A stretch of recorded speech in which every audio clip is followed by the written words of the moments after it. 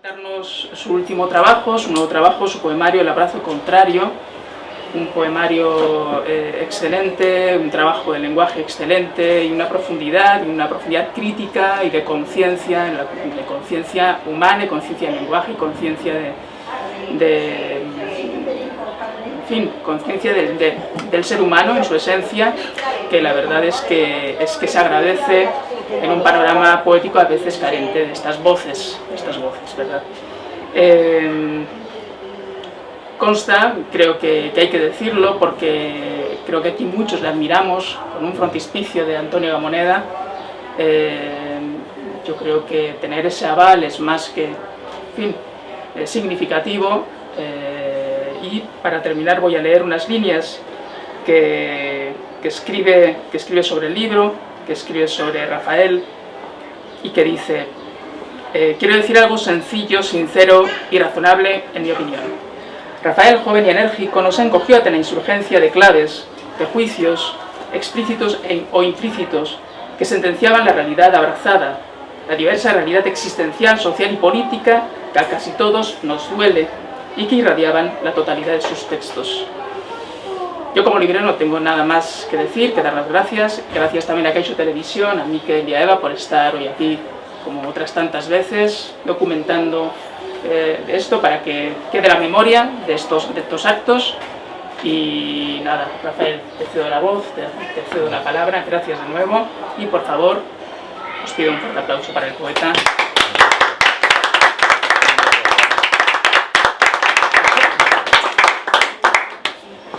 Bueno, pues muchísimas gracias a todas y a todos por estar aquí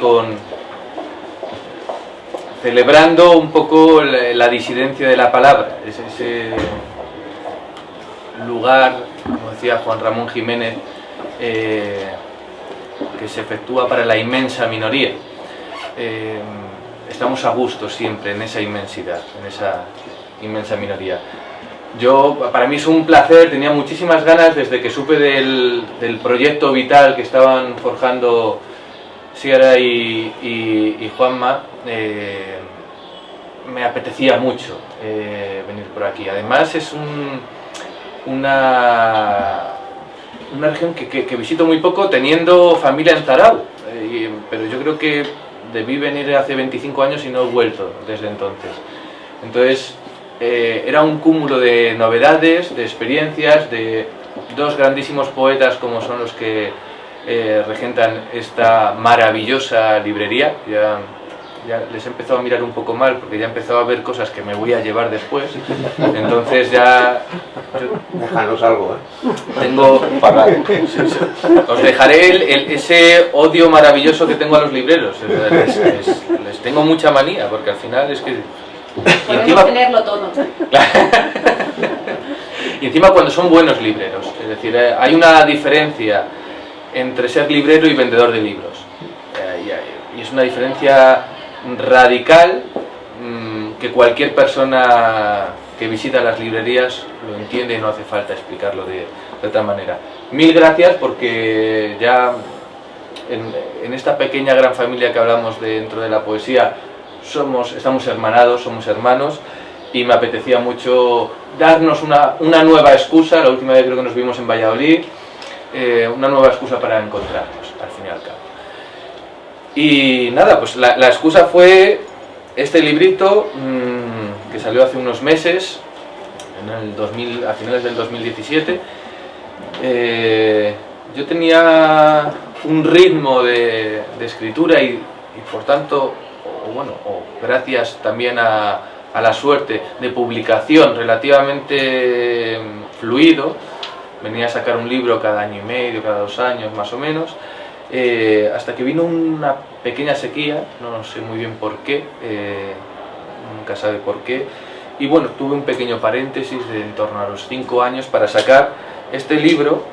No es especialmente, además es curioso, en los libros de poesía, si empiezas a quitarle el índice, el frontispicio de Antonio, que es una joya. Luego tiene una nota donde, de manera un poco más común, es muy amable conmigo, entre otras cosas lo que ha leído él, pero lo que es el frontispicio real, el frontispicio es un poema de Antonio.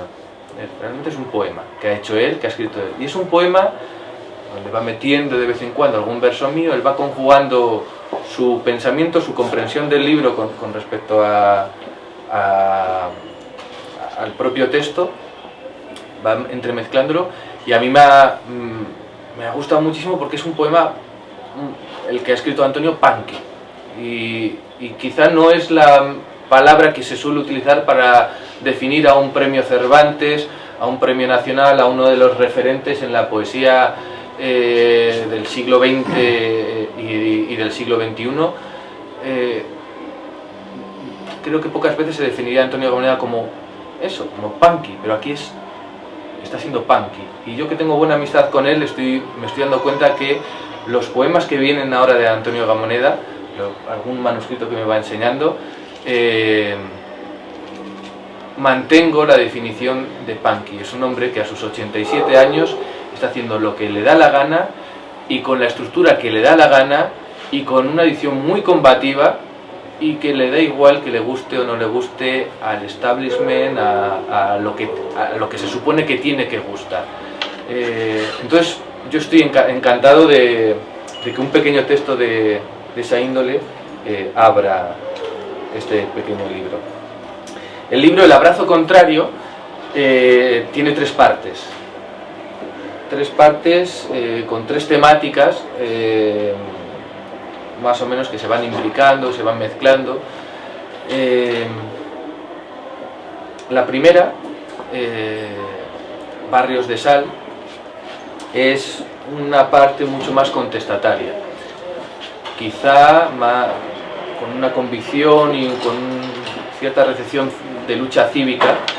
Y esto es curioso porque yo siempre he defendido públicamente, en algunas conferencias que he ido dando, el hecho de que no creo en la poesía social. Y cuando manifiesto esto públicamente, yo no creo en la poesía social, la poca gente que me puede conocer me dicen: ¿cómo? Pues sí, es una persona comprometida en tus textos. Y claro, diferencio mucho lo que supone poner una etiqueta a la poesía de lo que uno como ciudadano ha de ejercer. Tengo la sensación, o me gustaría tener la sensación, de que la poesía está muy por encima del poeta. En general, cualquier disciplina artística es algo ajeno.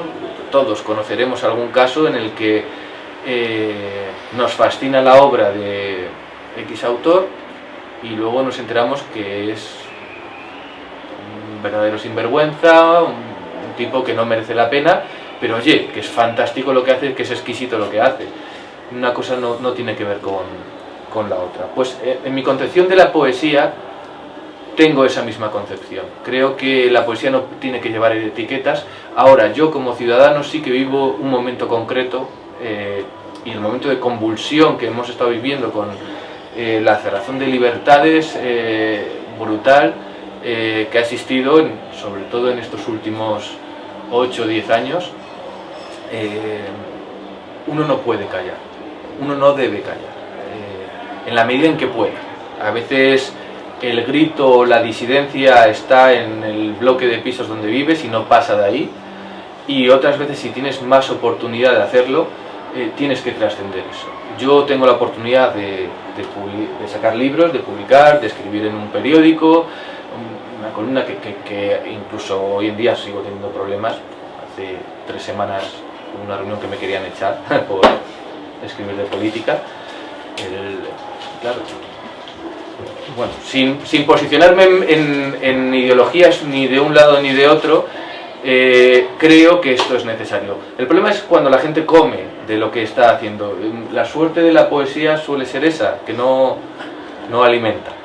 Alimenta el espíritu. Exactamente. y punto. Entonces te da esa libertad para poder contar lo que te da gana, y si encima no eres capaz de ejercer esa libertad por miedo, es triste. Es triste. Yo entiendo que alguien se calle y agache la cabeza si tiene que alimentar a sus hijos en un trabajo concreto, Yo tengo la suerte de que mi trabajo en el periódico no necesito, o sea, para lo poco y mal que me pagan no lo necesito, y el día que me quieran echar me echarán, o sea, no voy a cambiar en ese sentido.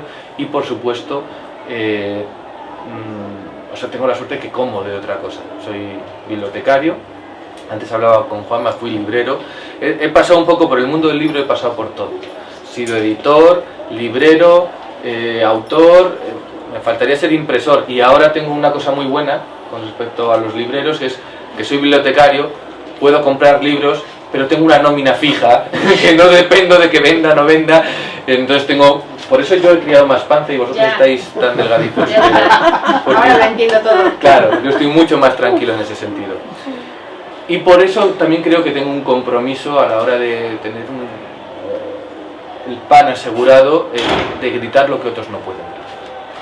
Esta primera parte del libro, de las 3, está un poco entroncada en esa rebelión, en esa conciencia cívica.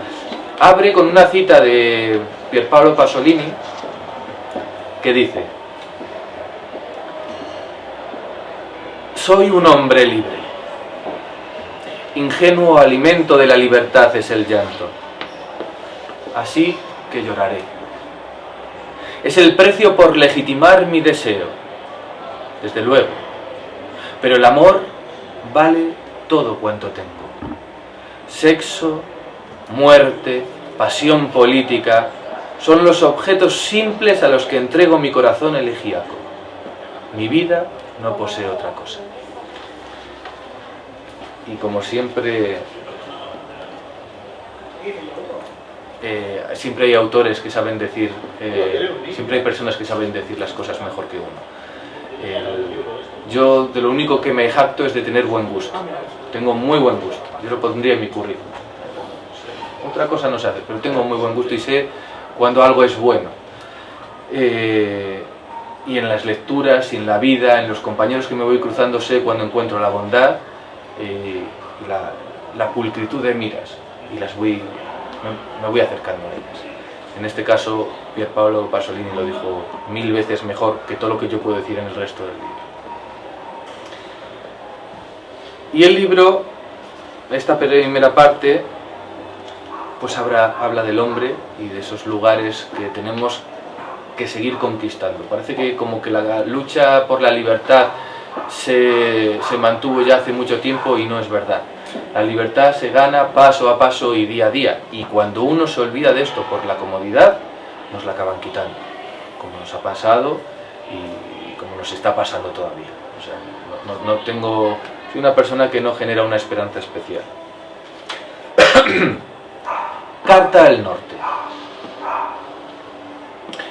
Querido Antojo, estamos en época de entretiempo. Los vulgares comentan la barbarie en la lista semanal de los más leídos. Solo unos pocos sabemos lo difícil que es dejar de soñar. Solo unos pocos de miles más somos capaces de atar el hambre, produciendo tensos vacíos de esperanza. Tan solo unos millones a mayores confiamos en la receta que pronostica insurrección en los merenderos del valor humano. Se van quedando cortos los manifiestos. Se van atrofiando las ganas de cenar salmodias y oráculos partidistas. Cada familia junta las uñas del día y las cuece en lágrimas para hacer caldos más transparentes y vísperas más ligeras al concebir el ocaso. En cada nostalgia, la moda se recoge 1 centímetro el color de las demoras. Queridos compañeros, llegan tiempos de osadía. La palabra se empieza a poner el guante de la acción. Tantos decímetros robados al sentido común nos convierten en exhibicionistas de piernas que auguran multitud de siglos.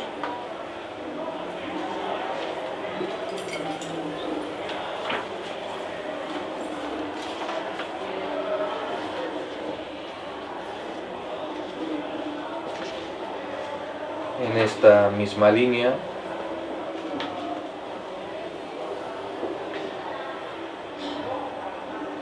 Transición.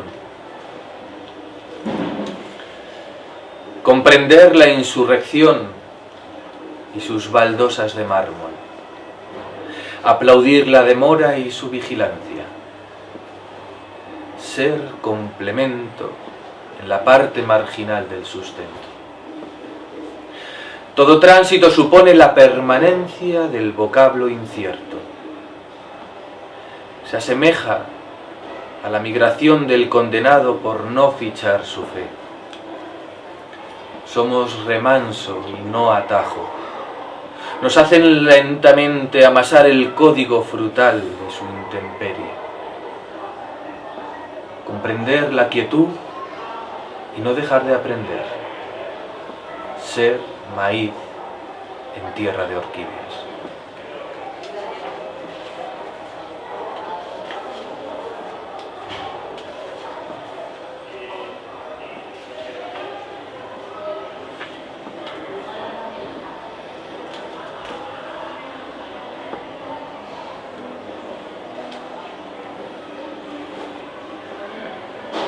El síntoma.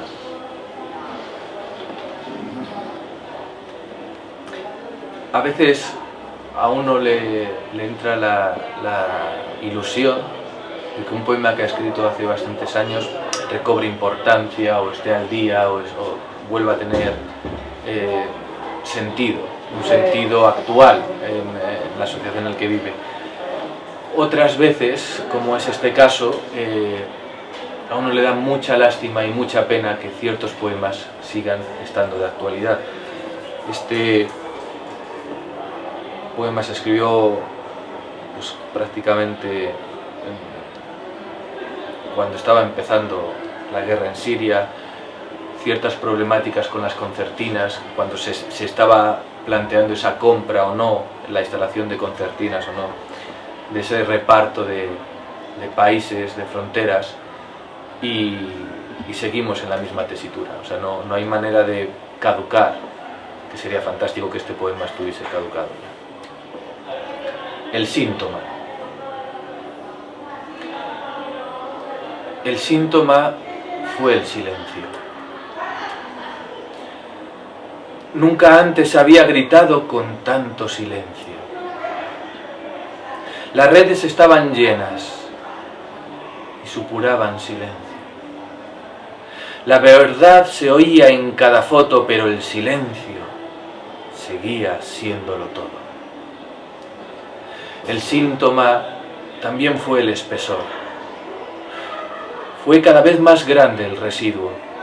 Se apelmazaba en cada conciencia ese helor que ningún calor humano era capaz de enterrar. Fue síntoma justificar una línea, como lugar divisorio de dos manos que se saben amigas, de dos países que jamás tuvieron vacío entre ellos, de dos humanos que nunca supieron cuándo dejaron de serlo. Hubo más líneas que cruzar, hubo más límites propuestos para que un pueblo sea fortaleza y no hogar. Hubo trincheras y se desvanecieron los saludos entre iguales. Ahora el síntoma es otro. Comisarios de lo ajeno, presidentes del ahogo, secretarios internacionales de líneas que amputan carnes e hijos. Ahora el síntoma es nuestro reflejo, nuestra falta de ira y juicio para destruir líneas que no quisimos. Ahora, sabiendo el síntoma, sabemos que la enfermedad sigue siendo la misma. Falta temblor, sustancia de vida, amor por la vida. Falta más vida que nunca en este espejo que nos devuelve la luz cada mañana. El síntoma sigue siendo el silencio. Tu silencio, nuestro silencio, la vergüenza del reflejo diario.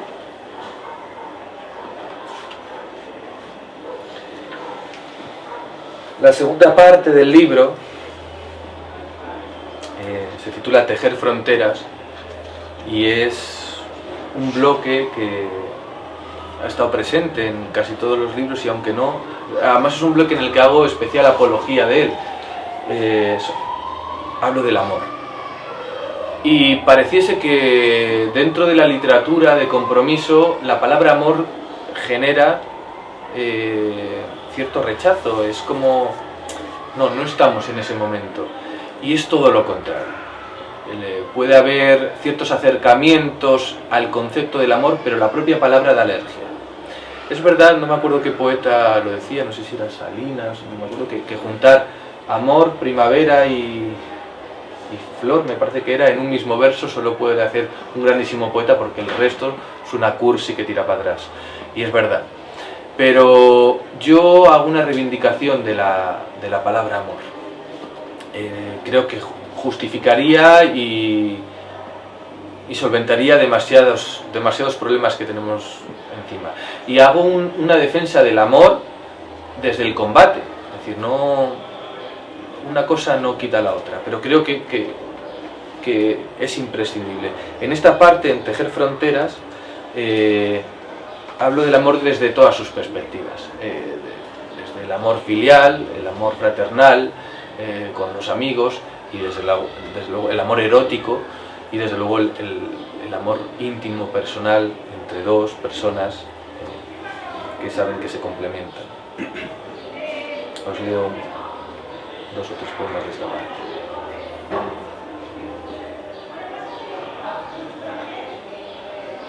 No eres justificable. No llamas al canto y a la moneda vacilante para costar el gozo. No convocas a la miel para ser obstáculo del deslí, ni pretendes acelerar el calor disuelto en la presencia de los no pronunciados. Eres parte de la letra, de su grafía esdrújula y su metáfora curva. Eres la monstruosa, el lado que se mantiene al lado. Eres lo que no importa, pero es imprescindible.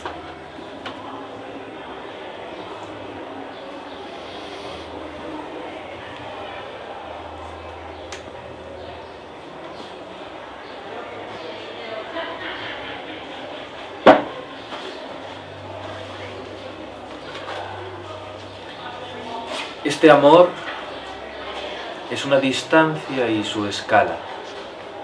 Es un dolor apuntalado en su angustia y su frío sano. Este amor sin peinar, con afonía y destreza contenida, este almanaque de temblores y profundos. Este es un amor a medio sudar, una constelación acunada, una piedra blanda en el bosque y todo el sentido de la palabra cobijo.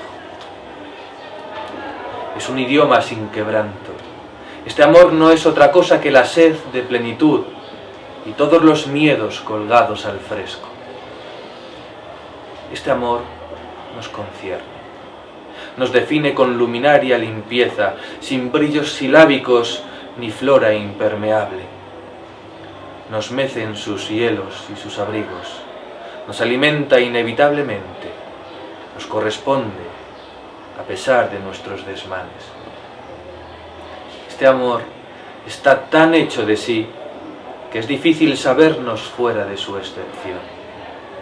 Este amor sin apellidos, sin escoba para la derrama. Este amor.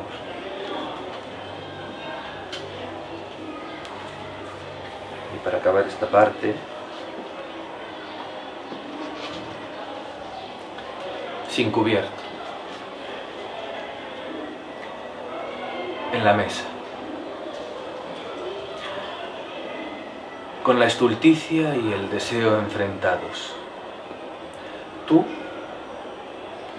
mueves el dedo que unta nostalgias, engrasas los avemarías que las miradas reclaman y abres la boca. Comienza.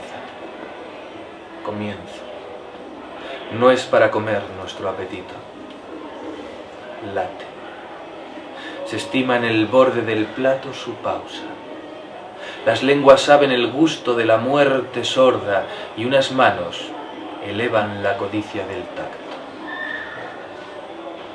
Sobre la mesa, mancillados los blancos y su almidón, tú rozas el decoro sacrílego de los burgueses, dejas oler tu apertura, invitas a la sopa irremediable de la guerra. Termino. Los pelos como bajeza testimonial del cielo. Es salado este aliento de postre. Obliga a la remembranza seminal. Después del fin, el principio y su círculo apetecible. En la mesa comienza. Terminas. Bocado y largo.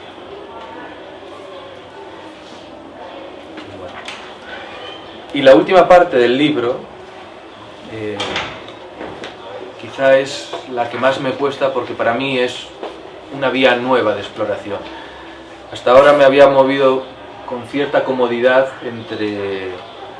entre la disidencia cívica y el amor, básicamente.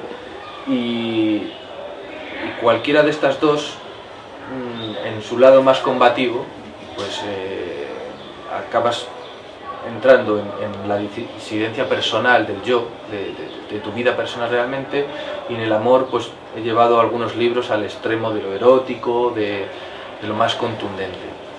Y siempre me he movido ahí. Y esta vez,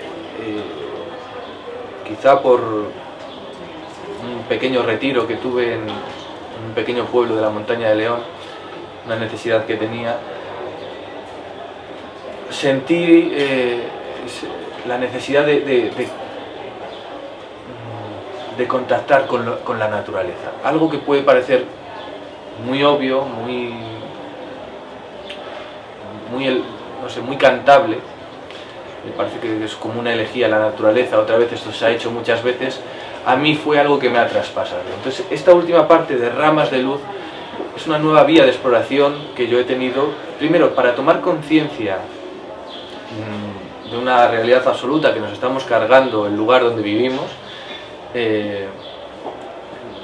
no sé para demostrar qué a quién, porque esta prepotencia, todavía la prepotencia la puedo entender en ciertas luchas que son ganables, pero aquí es que vamos a perder.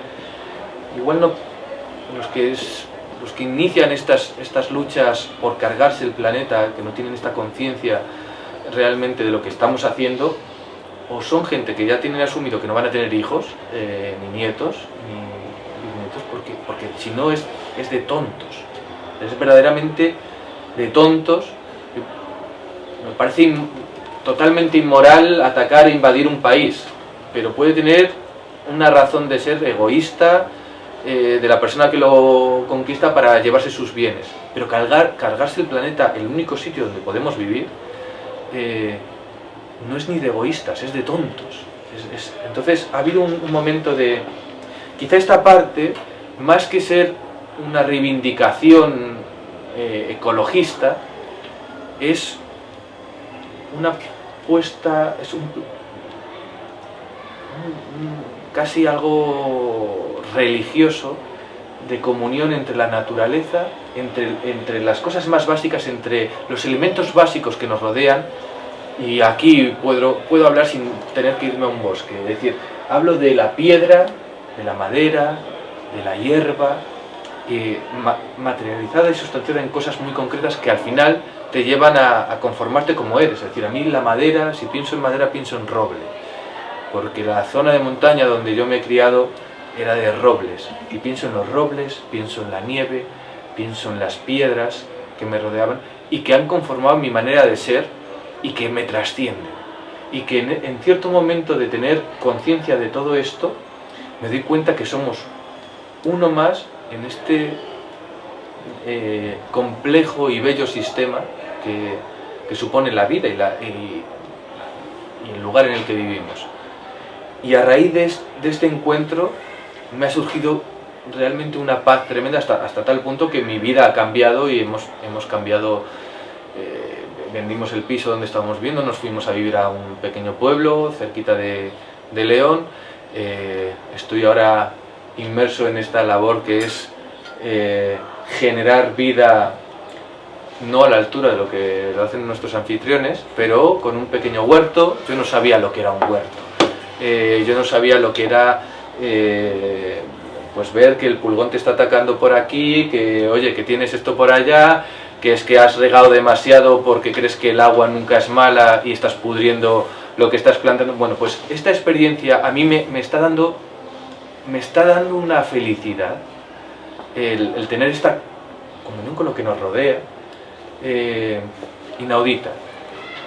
Me creí que era algo más bucólico, más del romanticismo pasado, esto del contacto con la naturaleza, y te cansas. Y no, es primordial, es primordial. Esta parte, que se llama Derramas de Luz, lo inicio con una cita de William Blake que dice: las plegarias no aran, las alabanzas no cosechan.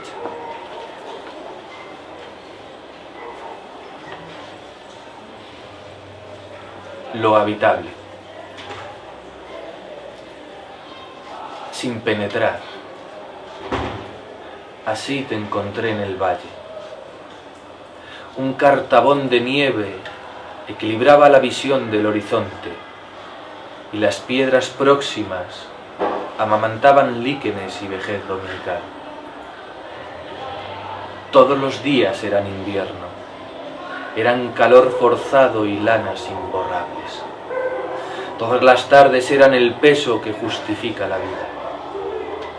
Las campanas nacían discretas, su ego se repartía en el silencio blanco.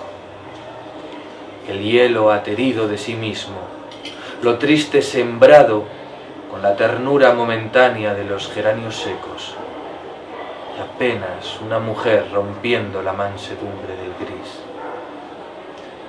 Sin penetrar, como esperando el artificio y su excitación eléctrica. Así te compartí en el valle.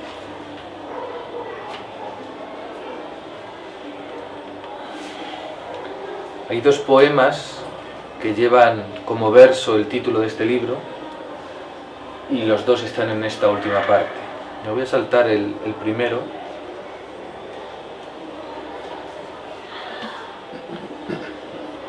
Y cerraré después con un par de ellos más, y cerraré con el último. La suficiencia del paisaje, su letanía, la conquista del rumor austero y su latido agrario. En los bosques nos soportábamos el llanto y la tierra aromática nos saturaba la fe. No era necesario el eco y su fatal significado. Lo bello apuñalaba el sentido, y la distancia con todo nos hacía medirnos con pulcritud y molestia. No éramos pájaros los que sostenían el pensamiento en mitad de lo inmedible. No eran felinos los maullidos del roble y su maestría solar. Eran lágrimas, lágrimas como larvas llenas de vida, preñadas de conmoción blanda y conciencia urbana, las que se despedían del tedio y cantaban su flujo al pánico y su orgánico artificio. Solo, con la muchedumbre plantada y sus alabastros encendidos. Solo, con la prisa y su oscuridad. Solo, como se nace en mitad de una verdad sin peros. Y para acabar ya, os leo dos poemas, uno más cortito y el último. Este es un fetiche personal, lo leo siempre y no tiene una explicación ni una justificación concreta.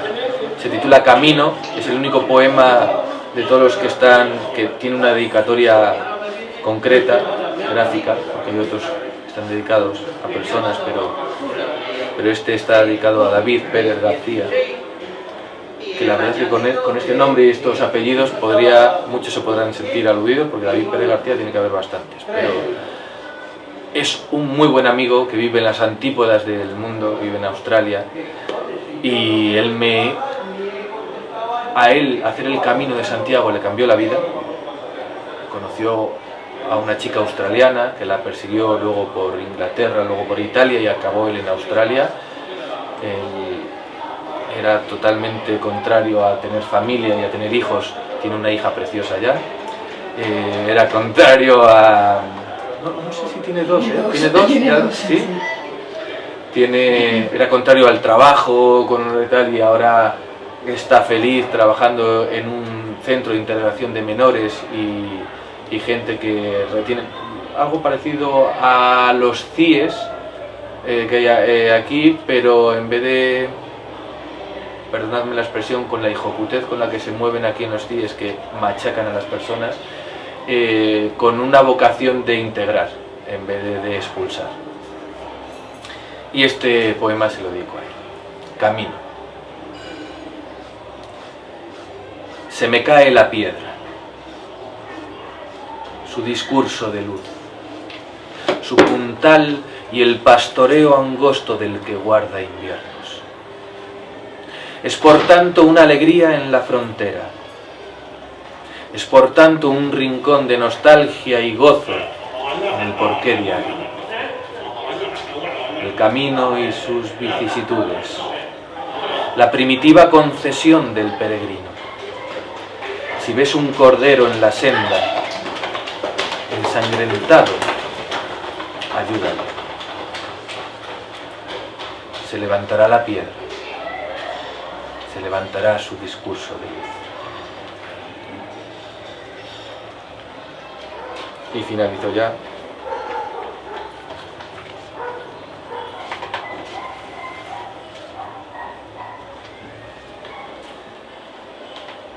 El poder de los que suponen el bien.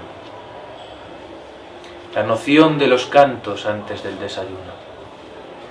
Una mirada embebida del caldo azul de las maderas nórdicas. Toda la fe puesta en cuarentena. Todas las ganas puestas al servicio de una rueda y un abismo asomado a los catálogos de enredaderas. Luego la voluntad, las notas prendidas a la estulticia y las manos atropando el calor del aburrimiento. Luego el baile de sexos, la mansedumbre del ocio en favor de un sudor de nostalgia. El calambre acaparando torsiones, dialectos de lo ajeno, tesauros corvos y medianamente apetecibles. Cualquier presagio que nos haga llorar antes de cada brazo contrario. Muchísimas gracias.